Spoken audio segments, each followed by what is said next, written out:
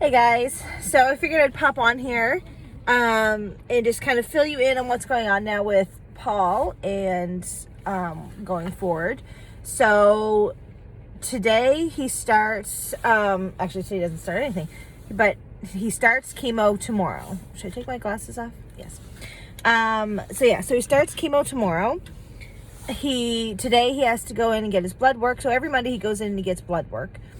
So he's getting his blood work done, then he has to get a PET scan done, which was originally was supposed to be done tomorrow, but since chemo starts tomorrow, they switched it to today. And now they've called and said that they're behind and they'll call him with a time, which sucks because he can't eat or have anything until he has his PET scan. It's like, how long can a poor man go without eating? Like, the PET scan wasn't until like 1:45 or something.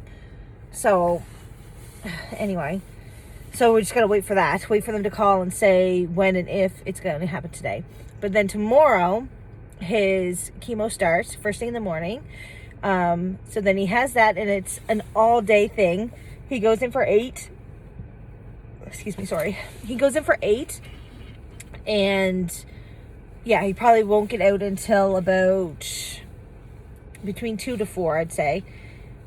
I think that's how long it usually went before. On chemo day, he usually feels pretty good. Like, he's, as a rule, not sick. He might be tired. And it's usually like a couple days after, I think, is when he starts to feel like really sick and tired.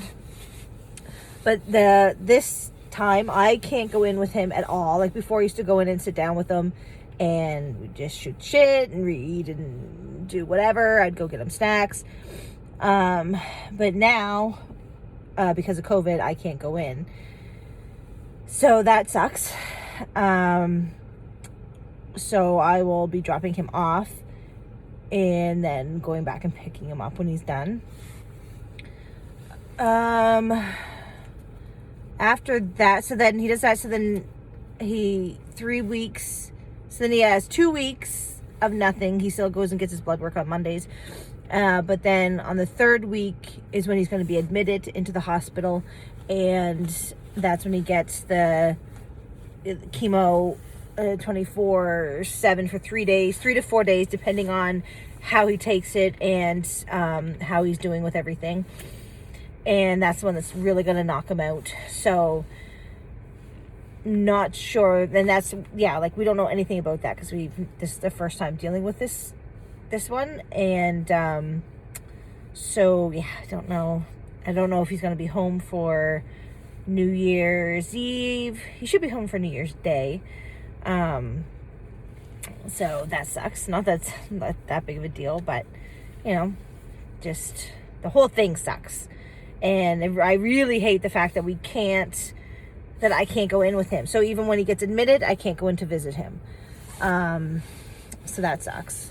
But luckily we have, and it's not, like I was saying to my parents, it's not like he's going to be feeling up to, being super chatty, I'm sure, or playing cards or anything like that, So, but luckily we have technology now where we can talk and even FaceTime if we want to or whatever. So, but yeah, so everything's getting started now. It's been a lot of phone calls on Friday. I don't know if I said this, but on Friday it was all phone calls, getting our schedule, getting his schedule, getting medication and knowing what to take and when. And it was non-stop phone calls for about 3 hours. Paul was trying to eat some soup, and every time he went to try to eat the soup, another phone call would come in. Then it's like, check the calendar, do this, figure it all out. So, but yeah, so we tried to make the most of it this past weekend of going to visit my parents. Lexi had a friend over, just trying to do things that now we can't do. So, we won't be going anywhere. Minimal going out and who we will have around, because I can't, as I said before, I can't risk bringing in something that's going to make Paul sicker or cause an infection or whatever. So yeah, that's that. That's the update.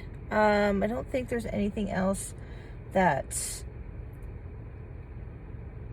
is going on with that. I think that's pretty much it. And then I'll let you know, of course, as things progress, once he starts chemo. So that's it. Talk to you guys later.